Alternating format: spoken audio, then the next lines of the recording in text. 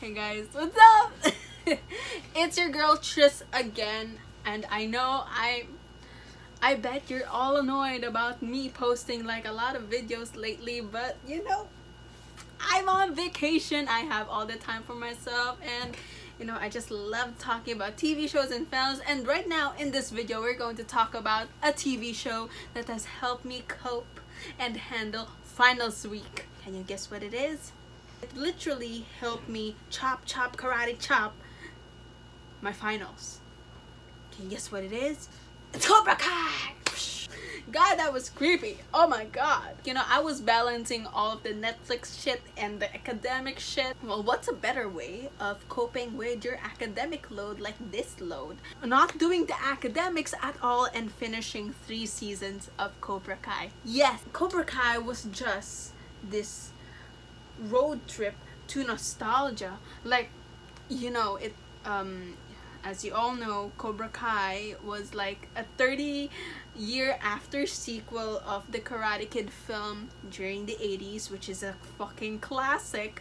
And like Ralph Macchio, he was like my fucking crush. Oh my god, why am I cursing a lot? He was my crush when I was a child, because you know, Karate Kid was a film that my dad, my granddad, my mom, my grandma, and my brother would usually watch over and over again, and I would know the story, like Daniel gets bullied, Cobra Kai this, Cobra Kai that, and we see Pat Morita, Mr. Miyagi. We miss him. Karate Kid, the film, it's an instant classic. It's a game changer for the karate movies that has to come following that movie. And we see here now, since in the film Daniel defeats his opponent, Cobra Kai, Johnny Lawrence. But what happens to Johnny Lawrence? I mean, like, that's the instant question. We've always been so focused with Daniel-san, but we've never truly know who is Johnny Lawrence, who is Cobra Kai. And with this TV show, I thank God that I got to watch it, because I got to know all about Johnny Lawrence and what he's going through. And you know, since obviously reaching adulthood, it's never been easy for him, especially since his life was centered around karate, and he just, you know, lost it. Basically, the show was like this full-on discovery of who Johnny Lawrence is, how's he doing right now. But also, I mean, not only that, he actually came back for his first love, which is karate and teaching kids. Although the first time that he actually taught kids, he was bullying them. So later, the kids turned into bullies. But you know, we see in the course of the TV show, he got to grow as a person. He's like, I don't want to be this bully.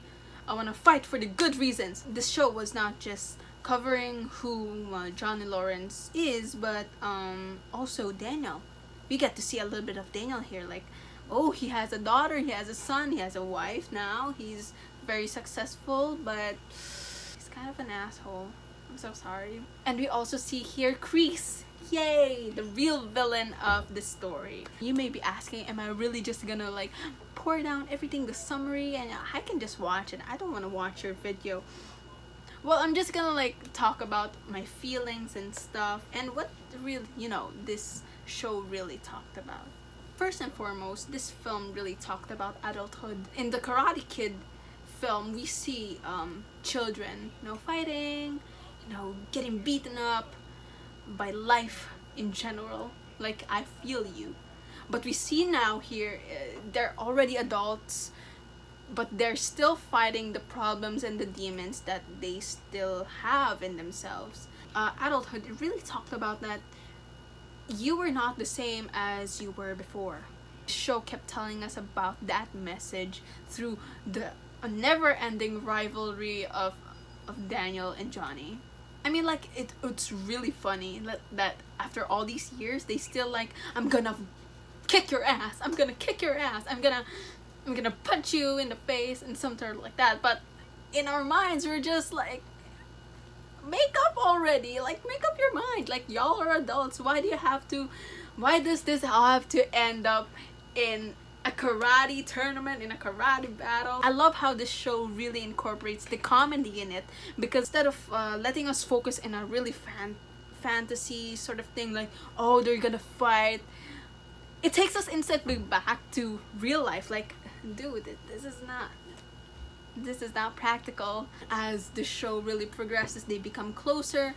There's a connection between the two. They are not always fighting. When they see each other, there's a tension, but when they get together, it's just cute. What really struck in mind in this show was when the original actors from the film, revived their characters in the show, which is so freaking cool, because it's a road trip to nostalgia, man.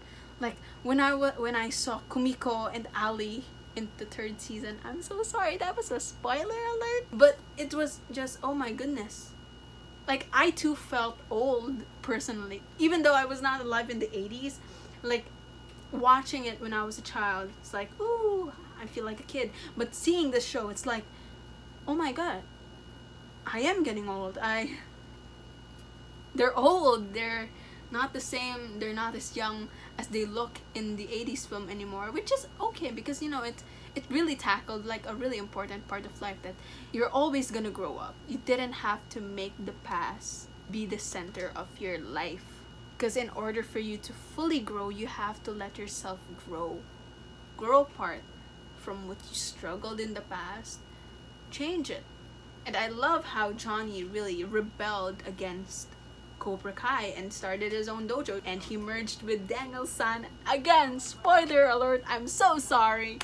So what I would really want to discuss next is how the effect of the 80s is so prevalent in this show. Like, whenever I'm just watching this show, even though it's set in the present day, I can still like feel like the 80s vibe going on. I can hear the 80s music. Even in the show, there were so many times they had to like play a lot of 80s songs, and, you know, flashback into the 80s, the 80s scene, the scenes from the original movie, which is, you know, to be honest, a little bit of weird, but, you know, I get it. I know it's a really road to nostalgia, but I just love it.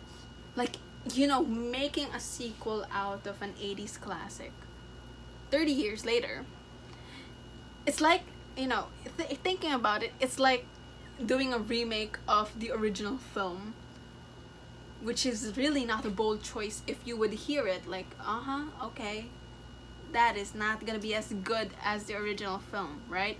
But, you know, but this TV show, they made it work anyway. Escalated the people's love for the film itself, and as well as the show. You know, you get to appreciate two sides of the story now. Like, when I saw Karate Kid when I was a kid, I actually thought that Johnny Lawrence was like this ultimate villain, and Daniel was this angel that always needs to be protected. But no, as I begin to also grow, I saw that, oh, these two, they need to be protected, and Kreese needs to die. You know, the 80s was an era of icon and epicness.